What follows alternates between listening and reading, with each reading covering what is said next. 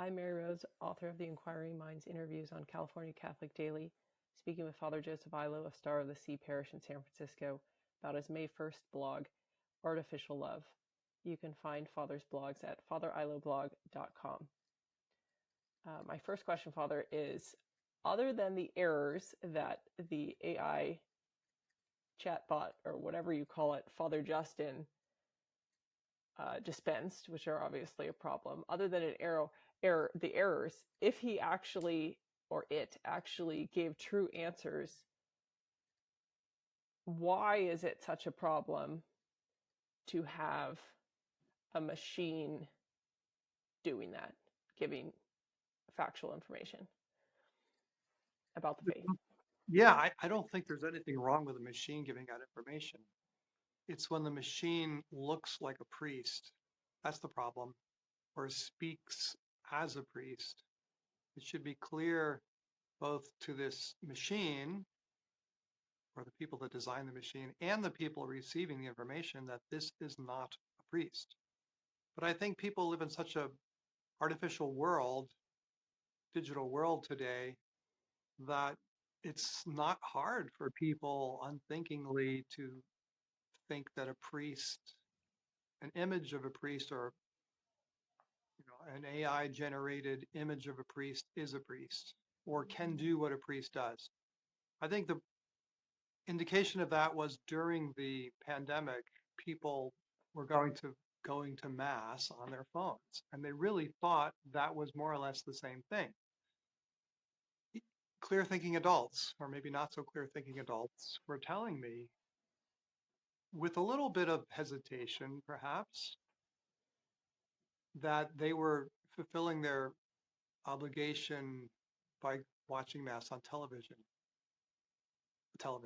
their phone, or their computer screen. So we would be naive not to think that people are, are rewired. Their thinking has been changed about reality because of the quote real unquote aspects of digital technology. Okay, so it is still, it's kind of the problem of deception. Even if it only gave true information, the fact that it is kind of deceptive in appearing to be an actual person. I don't call it deception. Catholic Answers wasn't. I think deception requires intention to deceive. It was it was a mistake. It was a mistake on their part, I think, which anybody could make. And I say, God bless them for trying, for venturing into this technology. But we have to learn from these kinds of mistakes and realize what people are capable of receiving and what they're not. Everybody that criticized the image called Father Justin understood the problem, but my parishioners might, I mean, the average pew warming Catholic or not pew warming Catholic would have a problem with this. A lot of them would. Not even thinking about it, thinking that, well, the church is just like any other media. It's just information, just data processing, instead of the church is a human divine expression of God's love, which cannot be simulated. Well, then maybe that's more where the crux of the matter is, because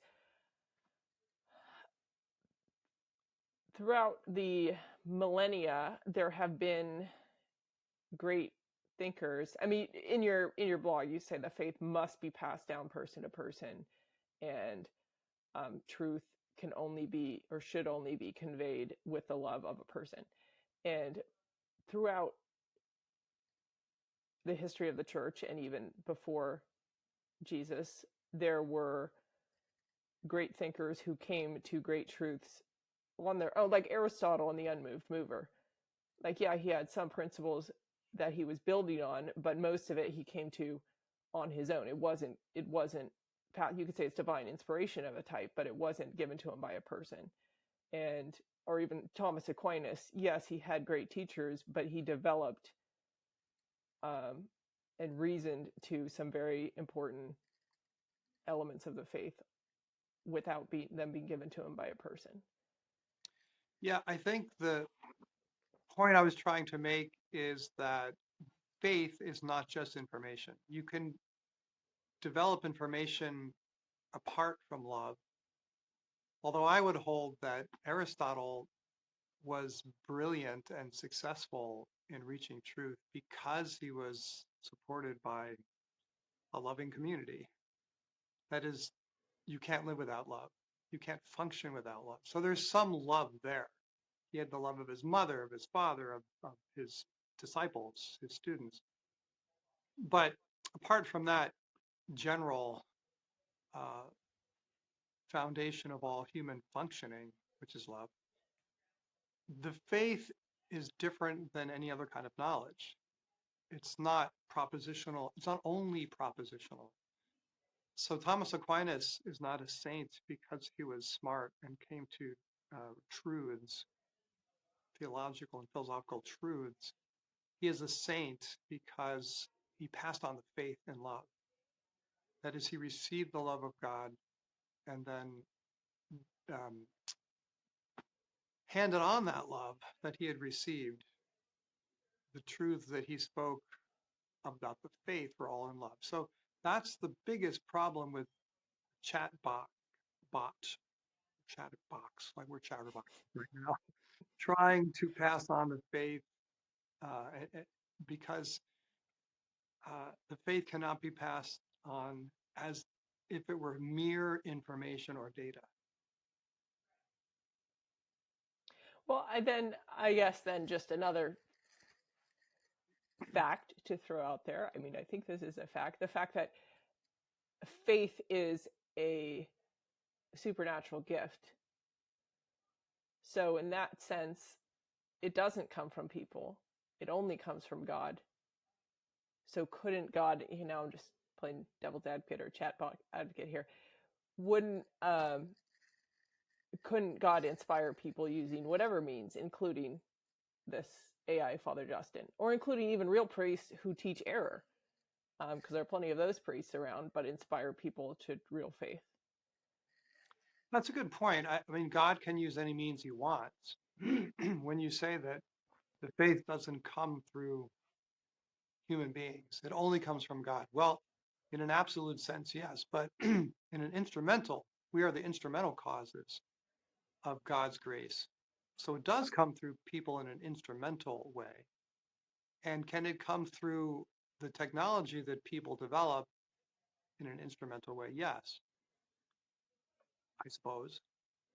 I'm just thinking this through now, which is part of we do this exercise. But I think ultimately the fullness of faith has to be transmitted person to person through love. Not, I think God can use any instruments he wants, but his chosen instrument was a man. That is the man Jesus, the woman Mary, the saints. And I think somehow there's a real distinction between personhood and machines. That God, um, he primarily uses, maybe fundamentally uses people to pass on the faith. Because as I say in the blog, only people can transmit love, can receive and give love. A machine can't receive and give love. And love is essential to the faith. So yes, a person could be inspired by reading a book about Therese of Lisieux or Maximilian Kolbe.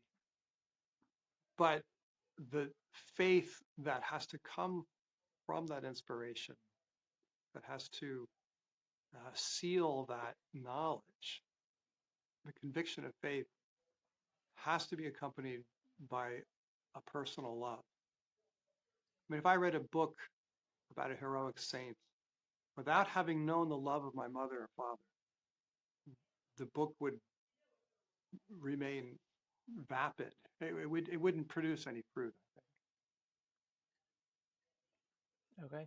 I guess then my last question is, how do we cultivate love? Because anyone can sacrifice. I mean, you talk about St. Joseph working out of love, but there's plenty of people, I think, who sacrifice and work hard because they know they should. They sacrifice for other people, they give alms, they work, but they don't actually have love. I mean, St. Paul says, any of these things without love is but a clanging symbol. Like, so how is there a way, or do you just have to pray for it? Because that charity also, I believe, it's a supernatural gift. Is there any way to cultivate that love along with our work? It's a grace, as you say. So we have to pray for the grace of faith, the grace of hope, the grace of love, and realizing humbly that any love we have is first received from God.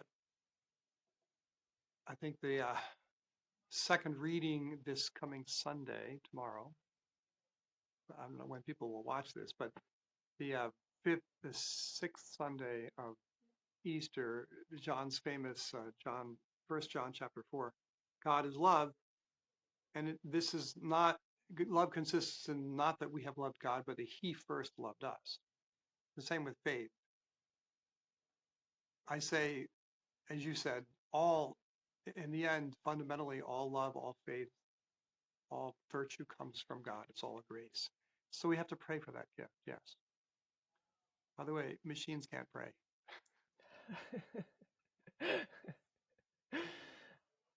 Not yet. Yeah, working on it. No. Okay. Yeah. I don't think we have to worry about that. Thank you very much.